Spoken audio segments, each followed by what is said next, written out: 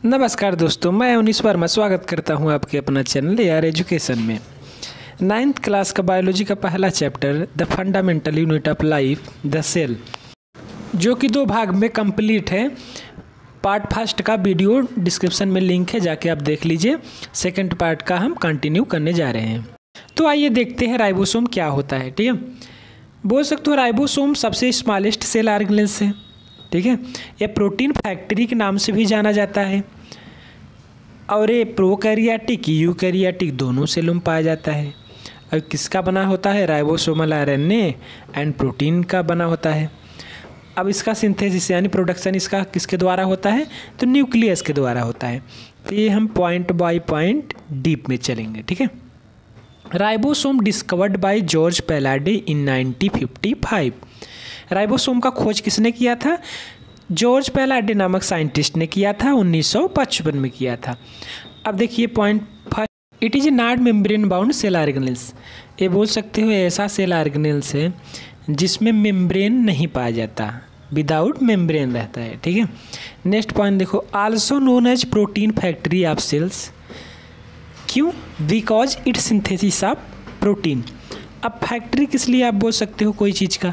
क्योंकि फैक्ट्री आप बोल सकते हो प्रोडक्शन ऑफ गुड्स का प्रोडक्शन करता है फैक्ट्री।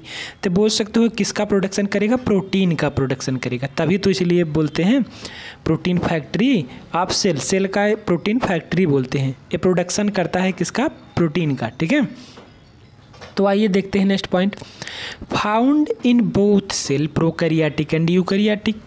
ये दोनों सेल्स में पाया जाता है, प्रोकैरियोटिक हो या फिर यूकैरियोटिक हो। मैंने पहले फर्स्ट वीडियो में प्रोकैरियोटिक यूकैरियोटिक के बारे में पूरा बता दिया है।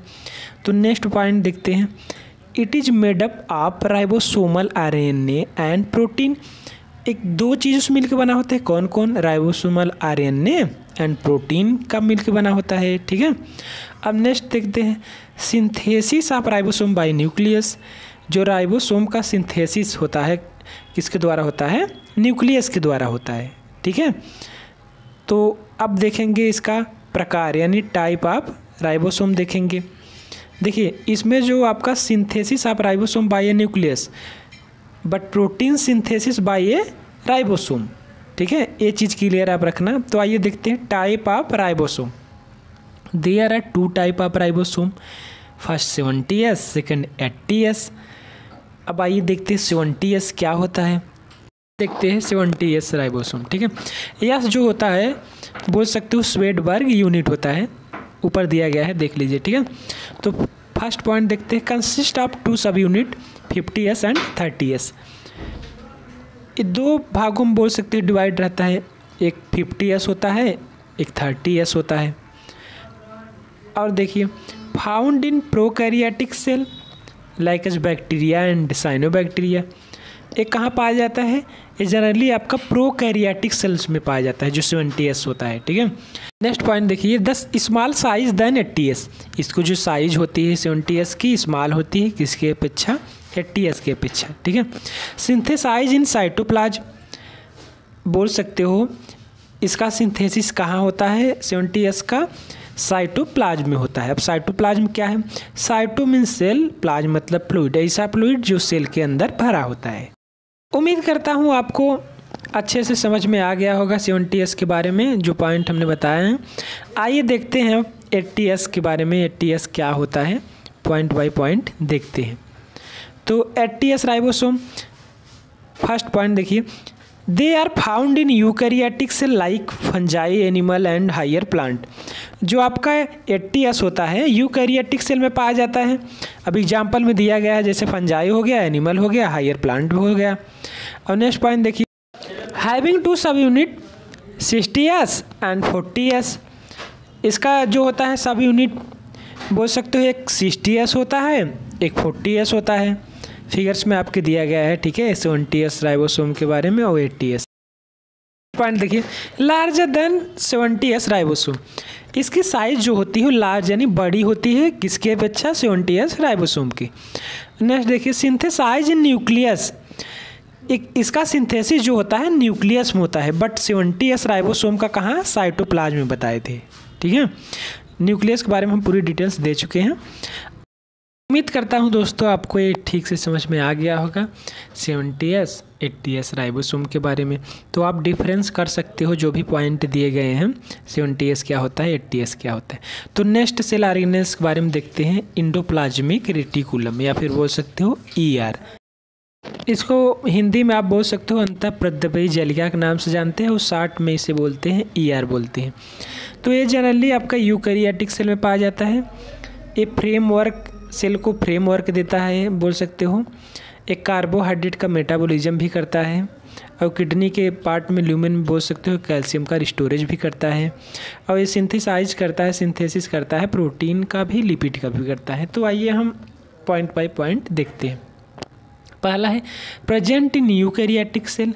ये कहाँ पाया जाता है, यूकैरियोटिक सेल में पाया जाता है जनरली, जो कि हम यूकैरियोटिक सेल के बारे में बता चुके हैं। तो आइए नेक्स्ट देखते हैं supporting framework of the cell.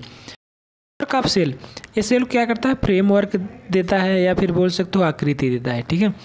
तो नेक्स्ट कार्बोहाइड्रेट मेटाबॉलिज्म, कार्बोहाइड्रेट का मेटाबॉलिज्म करता है या फिर बोल सकते हो ब्रेक करता है उसे।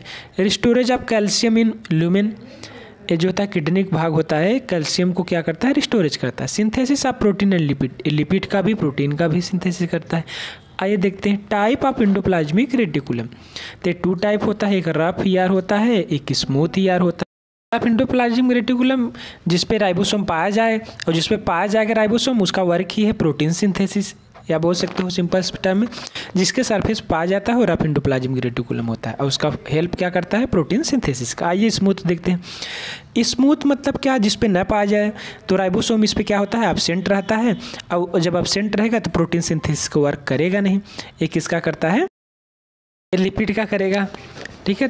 तो ये नेक्स्ट पॉइंट जो लास्ट पॉइंट है बाहर से ऐड हो गया है स्क्रीन शेयरिंग के थ्रू, तो एक और पॉइंट है, इसे नोट्स ना करना, ठीक है। तो आइए नेक्स्ट सेल ऑर्गेनेल्स देखते हैं प्लास्टिड। तो डिस्कवर्ड बाय अर्नेस्ट हैकल इन 1866 में, ठीक है। इसके अर्नेस्ट हैकल नामक साइंटिस्ट ने किया था 1866 में किया था, ठीक है।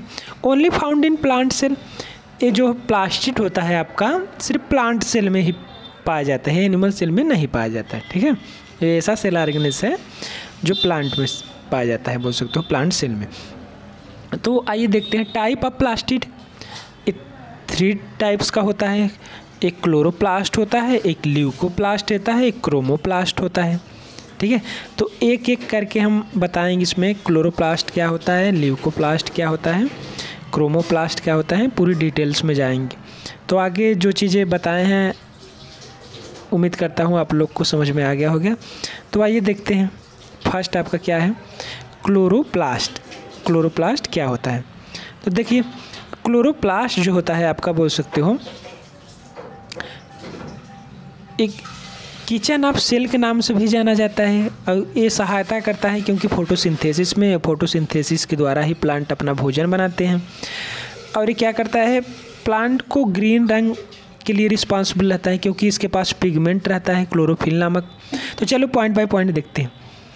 Also known as kitchen of cells because it help in the photosynthesis, ये क्या करता है, फूड का फॉर्मेशन इसी के द्वारा होता है, फोटोसिंथेसिस के द्वारा भोजन बनाता है। अब प्रोसेस क्या है फोटोसिंथेसिस वो तो आप लोग जानते होंगे। चलिए नेक्स्ट देखते हैं। Plant are green colour due to presence of chlorophyll. ये देखिए जो प्लांट हरे भरे रहते हैं, हरे रंग के होते हैं, क्लोरोफिल के कारण होते हैं। और क्लोरोफिल कहाँ पाया जाता है, क्लोरोप्लास्ट में पाया जाता है। नेक्स्ट देखो, dark reaction and light reaction take place in chloroplast. जो आपके डार्क रिएक्शन होता है और लाइट रिएक्शन होता है, एक कहाँ होता है, क्लोरोप्लास्ट में होता है, ठीक है। ग्रेना में बोल सकते हो लाइट रिएक्शन होता है और आपका स्ट्रोमा में डार्क रिएक्शन होता है। तो चलो नेक्स्ट देखते हैं ल्यूकोप्लास्ट। ल्यूकोप्लास्ट क्या है, कलरलेस सेल ऑर्गेनेल्स से एक ऐसा प्लास्टिड है, बोल सकते हो कलरलेस है, ठीक है। They are found where sunlight not reach, जहाँ ये प्लांट के इस भाग में पाया जाता है जहाँ सनलाइट नहीं जाता है, एक तरह से बोल सकते हो प्रकाश की किरणें वहाँ नहीं पहुँचती जनरली आपके, तो जनरली रूट्स में ही पाए जाते होंगे। तो चलिए देखते हैं restorage of food material like carbohydrate, oil and protein. ये क्या करते हैं, ल्यूकोप्लास्ट के बारे में हो गया। आइए तो देखते हैं क्रोमोप्लास्ट क्या होता है। तो तो क्रोमोप्लास्ट बोल सकते हो। क्रोमो मीन्स कलर, प्लास्ट मतलब प्लास्टिड, ऐसा प्लास्टिड जो कलर के लिए रिस्पॉन्सिबल रहता है। या बोल सकते हो जो आपके फ्लावर्स वगैरह रहते हैं, फ्रूट्स वगैरह रहते हैं, कलरफुल रहते हैं, किसके द्वारा? इसी के द्वारा रहते हैं, ठीक है, इसी की वजह से होते हैं बोल सकते हो। तो responsible for colour of plant and fruit. अब कलर फूल होते हैं, प्लांट्स एंड फ्रूट होते हैं, ठीक है, क्रोमोप्लास्ट के ही कारण होते हैं। Attract insect and bird for pollination. ये बोल सकते हो कलरफुल जो प्लांट होते हैं आकर्षित करते हैं कीटों को, और किसके पर्पज़ के लिए? बोल सकते हो पॉलिनेशन के लिए, ठीक है। तो नेक्स्ट देखते हैं क्या होता है। All plastid are interchange with each other. बोल सकते हो जो आपके प्लास्टिड होते हैं एक दूसरे में क्या होते हैं? बदलते रहते हैं। जैसे ल्यूकोप्लास्ट हो गया, क्लोरोप्लास्ट में कन्वर्ट हो गया, क्लोरोप्लास्ट हो गया, क्रोमोप्लास्ट में कन्वर्ट हो गया,